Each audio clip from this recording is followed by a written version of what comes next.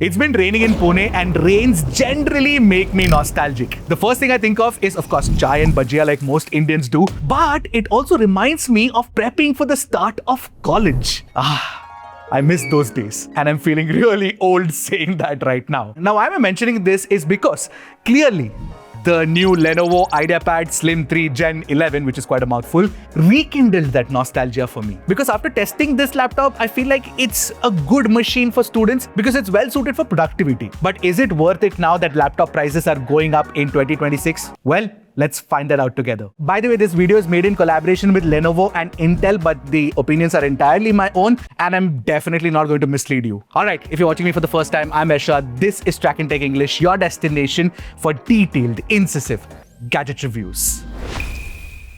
Now, picking up the laptop, the first thing I noticed is that it is actually thin and light because it's about 1.79 centimeters thick and weighs around 1.6 kilograms. And I found it very easy to lift it with one hand despite being a massive machine. But you know what? Give me even a 5 kg laptop. I lift it with one hand because I've been working out.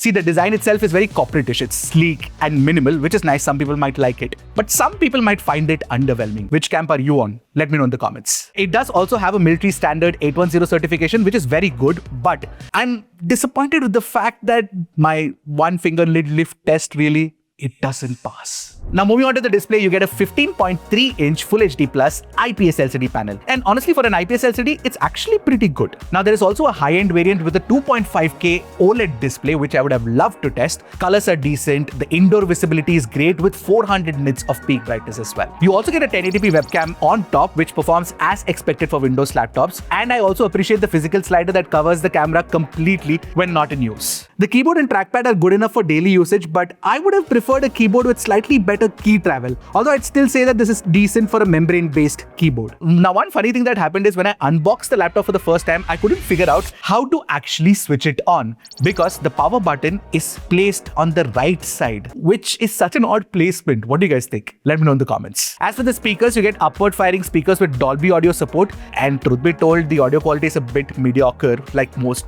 Windows laptops out there. Now, considering this is a thin and light form factor, I think Lenovo has done a good job with the port selection. Now, on the right, you've got the SD card slot, which is nice. You also get a USB-A port and a mic, which is of course alongside the power button. And on the left, you'll find the charging port, another USB-A port and HDMI 1.4 port, a USB-C port, and a standard 3.5mm audio jack. By the way, the interesting thing I must mention about the IdeaPad Slim 3 Gen 11 is that it is made in India under the Make in India initiative, which Lenovo has explicitly stated, which is nice actually. When it comes to performance, I think that the laptop does a decent job. So you get an Intel Core Ultra 5 Series 3 processor, a dedicated NPU, and Intel Arc graphics with AI acceleration. You also have the option of a higher end variant with Intel Core Ultra 7 Series 3, and it comes with 16GB of very expensive DDR5 RAM now, and 512GB of Gen 4 PCI Express SSD as well. Of course, we put it through its paces and ran benchmarks. In Geekbench 6, we achieved a solid score for a Core 5 processor, and our standard Crystal Disk Mark test confirmed that the Gen 4 SSD delivers good read-write speeds too. And of course, what's the point of testing out a laptop if you don't play GTA 5 on it? At least, I mean, a modern laptop should run GTA 5. And technically, it handled the game quite well at medium graphics while staying relatively cool despite being a thin and light machine, which goes to show that it does have enough grunt for day-to-day tasks, that for sure. If you're going to be working a lot with browsers and, you know, Microsoft Word, Microsoft PowerPoint, and even some light photo editing, all of that should work absolutely fine on this. In fact, we kept a heavy load of Chrome tabs open and the system handled it without any trouble. Most modern machines do anyway. And since it has a dedicated NPU, if you want to run a light local AI model, it will run fine, but don't run anything heavy on it. That's for sure.